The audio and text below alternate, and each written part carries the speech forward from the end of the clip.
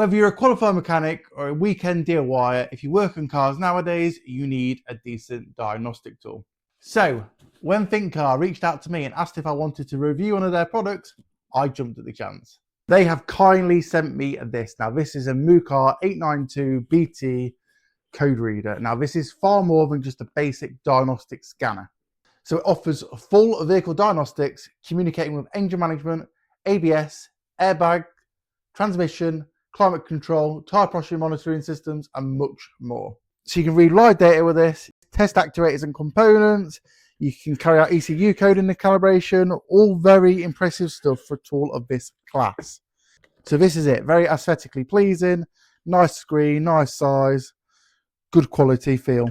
This is a feature I really like, that is magnetic. So this is the bit you actually plug into the car.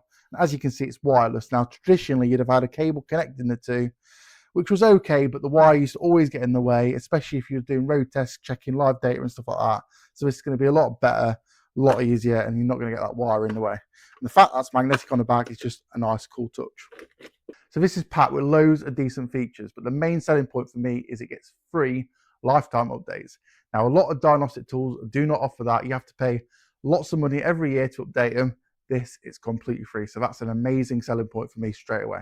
Other decent features is the screen's a nice size, feels really good quality, and it's very sensitive to the touch, unlike some cheap screens on the market. It's got built-in Bluetooth, it's got Wi-Fi, you can go on Google with this, you can use it for lots of things like that. And you can even go on YouTube and watch whichever videos take your fancy. How cool is that? Right, so I've spoken enough now. Let's try out a few different cars and see exactly what we think to it. So we're connected up, we've got a blue light as you can see here. Now, diagnostic tool, it's on, so we're going to go on scan under diagnose, look for Skoda, which is there. It's connecting up. So the car in question is a 2015 Skoda. Now, I have been told that these scanners are very good talking to European cars. So let's see exactly what this bad boy can do. And we're on. So, system scan. So this is scanning through all the control modules and it's going to be checking for faults. So it's going to go through everything. Engine, transmission, brakes, climate control, you name it, it's going to go through every single module and check it out.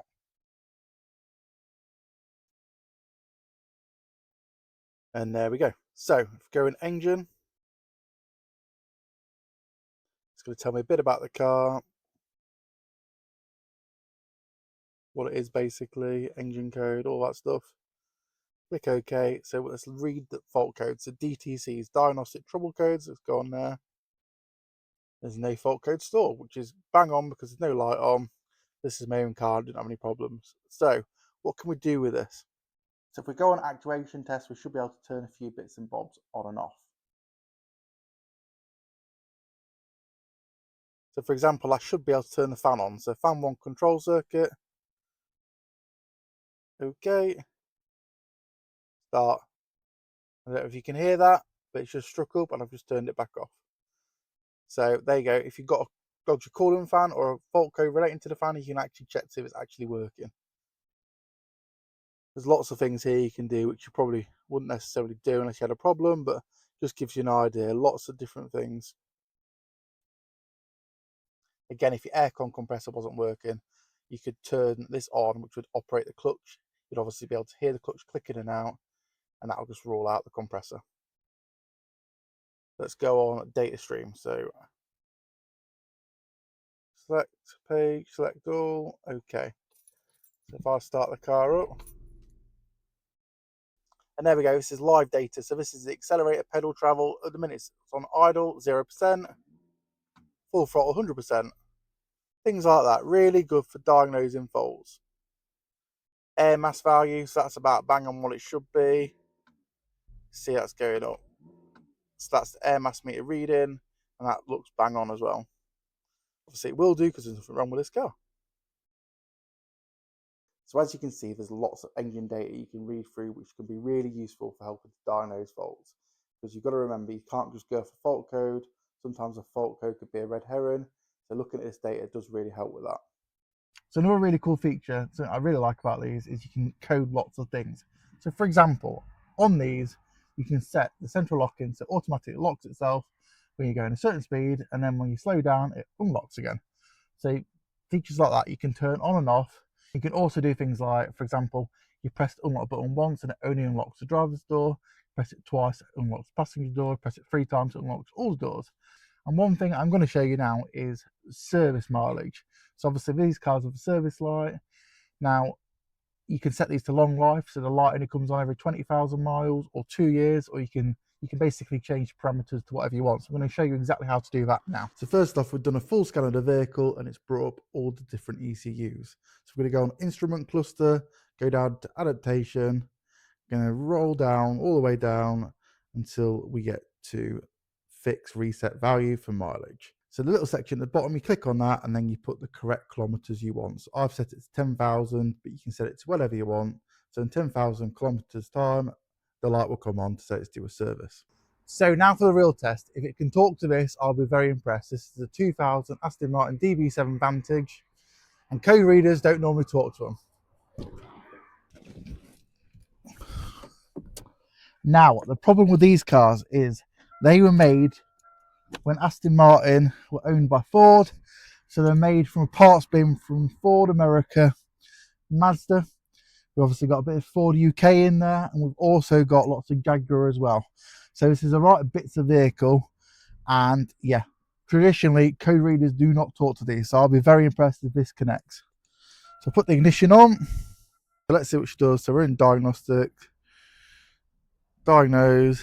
So Aston Martin, good start. Like I said, I'll be surprised if this connects. So right, vehicle.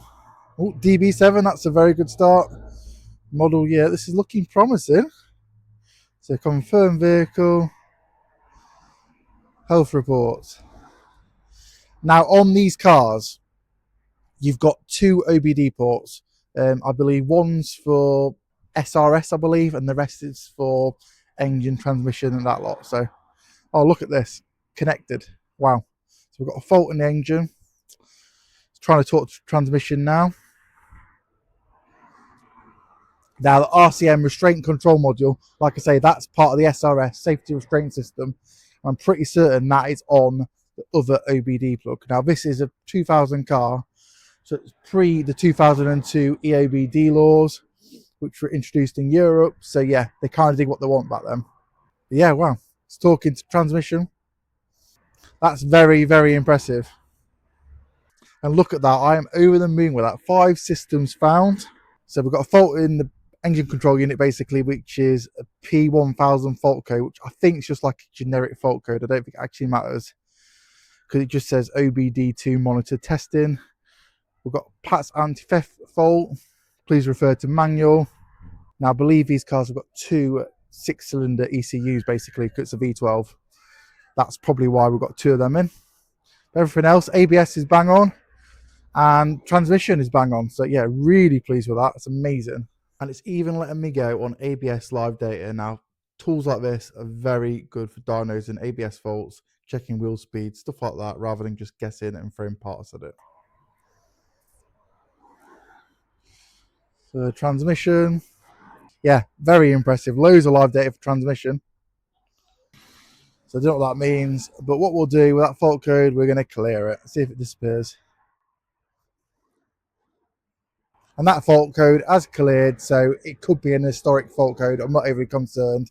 Like I say, these 2, I think it's just a generic fault. I'm not worried. But yeah, absolutely over the moon with this. I am very impressed with this. So the fact it talks to this car really says a lot to me. I've tried lots of decent, very expensive scanners in the past and haven't spoken to this car. So the fact this does, and to that level of detail, I am very, very impressed. Now, I've also just tried on the top OBD port, which is the one which I believe for the airbags, and straight away it's connected up and we've got 2 fault codes in the airbag system. So again, shows it works, shows it talks to, well, I think every ECU on the car, because bearing in mind this is an old car, it didn't have many ECUs. So yeah, very, very impressed. I would highly recommend this. Now obviously there's lots of features on this scanner I haven't even touched on.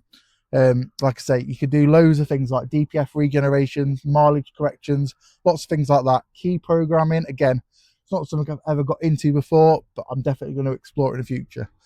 So would I recommend this? Absolutely. And there we go, they're the two straight fault codes, so 54149342. And now again, if you go in the Aston Martin repair manual, it'll probably tell you what these codes mean. Like I say, this is before EOBD rules came out in 2002. So like I said earlier, they really did do what they wanted. They didn't make it very easy for universal scanners like this. And again, the fault codes are cleared straight down. Now, I did have the seats out of this car a couple of years ago with the ignition on, and it did bring an airbag light on. So I'd imagine that's what them fault codes were for. Obviously, it's a historic fault, so I've cleared it. The light wasn't on anyway. So yeah, all good, very happy. So I'm going to be completely honest with you guys. I am blown away with how good this is. Now, I'm not just saying that because I'm sponsored. I'm saying it because I genuinely believe this is a very good tool, and I would highly recommend it to anyone if you're into working on cars yourself. So with that in mind, if you're interested in buying one of these, I've got a link to the thinkcar website. They sell quite a few different types of tools. Go check them out. And I've also got a unique discount code in my description box below, which is going to give you a genuine at 10% off. So if any of their products take your fancy, check them out. Use my discount code, you're going to get 10% off, which is a real deal.